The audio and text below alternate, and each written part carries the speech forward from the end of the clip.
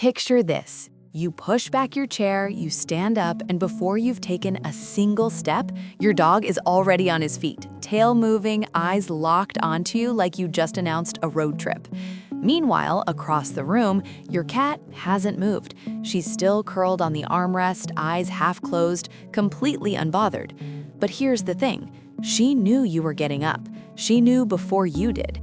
You think your dog loves you more because he follows you everywhere, even to the bathroom, and you think your cat doesn't care because she stayed behind. You're wrong on both counts. What you're actually watching is two completely different biological operating systems running in the same living room, solving the same problem in completely opposite ways. The problem? You, specifically keeping track of you, staying connected to you, and managing the uncertainty of what you do next. Your dog follows you because millions of years of co-evolution have wired him to treat your location as survival-critical information. Your cat already ran a quiet perceptual scan of your breathing pattern, your posture shift, and the micro-tension in your shoulders, and logged your trajectory before your feet hit the floor. Same love, radically different neuroscience. And by the end of this video, you'll never look at either of them the same way again. Let's start with the one who stayed. Cats are, at their core, territorial mappers. Every room in your home isn't just furniture to them. It's a living, breathing landscape of zones, scent corridors, and predictable patterns. And you are one of the most significant landmarks in that map. Not a leader, not an authority figure, a landmark.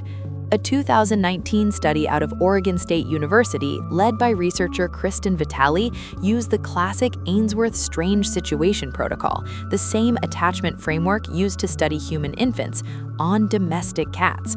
What they found quietly rewrote what we thought we knew.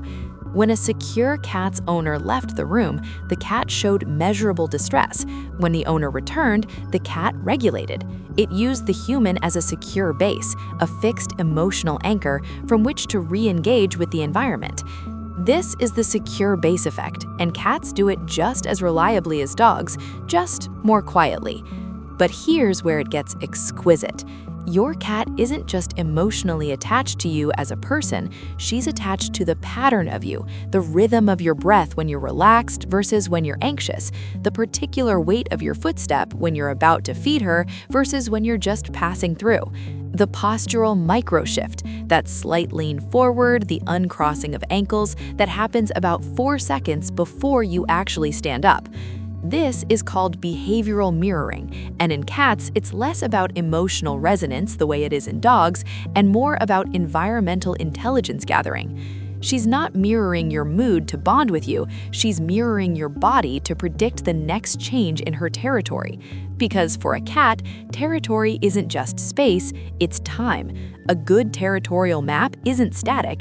It includes when the loud machine runs in the kitchen, when the front door opens, when the warm human body moves from the cold room to the warm one. You are a scheduled event in her world. And the bathroom? She already knew, because 3 breaths ago, your diaphragm dropped slightly, your shoulders softened, and your gaze broke from its focal point. Her internal map updated. She simply chose not to follow because following would be redundant. She already knows where you're going, she already knows when you'll be back. She's not anxious, because in her model of the world, this is not an unpredictable event. And that, quietly, is one of the most sophisticated things happening in your living room right now. Now, your dog. He's in the hallway. He's been watching the bathroom door for 4 minutes. He will wait there until you return. And when you do, the reunion will be disproportionately emotional for a 3-minute absence. This is not neediness. This is not insecurity in the way we use that word for people. This is genetic architecture. Researchers studying the social behavior of domesticated dogs have identified something extraordinary, a cluster of genetic mutations in the Williams-Burren syndrome region of the canine genome. In humans, this same region, when disrupted, produces Williams syndrome, a condition characterized by an almost compulsive sociability, an indiscriminate warmth towards strangers, and a deep, biologically driven need for connection. Dogs, through domestication, appear to have developed a functional analog to this, a genetic predisposition toward hypersocial bonding with humans specifically. Not wolves, not other dogs, humans. This isn't trained behavior, it's written into them. And then there's referential looking. Studies from the University of Milan have shown that dogs, unlike almost any other non-human species, will look back and forth between a human and an object, not to communicate, but to read. They're checking your face for information about what the environment means. Is that sound dangerous? Is this new person safe? What does your face say about what's happening? Your dog follows you to the bathroom because, from an evolutionary standpoint, the moment you move out of visual range, you become a source of unresolved environmental unpredictability. He doesn't know if you're okay. He can't read the room if you're not in it. The Clever Dog Lab in Vienna has documented this beautifully. Dogs will consistently choose proximity to their owner over access to food, play, or novelty, particularly in unfamiliar or ambiguous environments. You are not just an attachment figure. You are a living interpretive framework for reality, and it goes even deeper, into the body itself. Research on cortisol synchronization, measuring stress hormone levels in both dogs and their owners throughout the day, has found that their cortisol rhythms align. When you're stressed, your dog's cortisol rises. When you're calm, his calms. Over time, over seasons, your nervous systems are genuinely entrained. He's not just emotionally bonded to you, he is physiologically coupled to you. So when you leave the room, even for 3 minutes, there is a real, measurable biological signal that says the anchor just moved. Track it. So here's the contrast, drawn clean. Your dog seeks visual access because you are his primary source of environmental information. He's reading you constantly for cues about what the world means. Your presence doesn't just comfort him, it orients him. Losing sight of you isn't separation anxiety, it's like losing the compass. Your cat performs a quiet security sweep, not for your sake, but for the integrity of her territory. You are part of the map. She tracks you the way an air traffic controller tracks a known flight path, not because she's worried, but because a good map is a complete map. The dog says, "I need to see you to know if everything is okay." The cat says, "I already know where you are. I'm monitoring for anomalies." One is built for social navigation. The other is built for territorial mastery. Both are, at their biological root, strategies for reducing environmental unpredictability.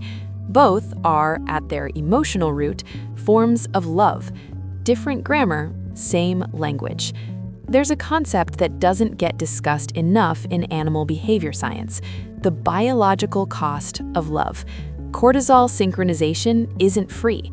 It means your dog carries some of your stress in his body because he chose you and kept choosing you, and his nervous system eventually stopped being able to tell the difference between his emotional state and yours.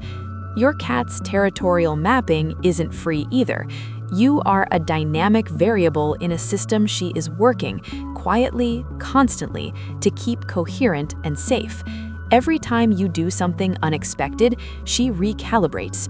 You are worth that cognitive labor to her. Neither of them had to do this. Wild canids don't synchronize cortisol with non-pack members. Wild felids don't remap their territory around a moving primate. They do it because somewhere in the long, strange arc of domestication, they decided we were worth it. Your dog follows you to the bathroom because you are his compass. Your cat didn't follow you because she already knew you were going and she trusts you to come back. Both of them are, right now, paying a small biological price to stay close to you. I think that's worth knowing. If this changed how you see your pets, subscribe. We go this deep every week. And tell us in the comments, who follows you more, your dog, your cat, or honestly, both? We'll see you in the next one.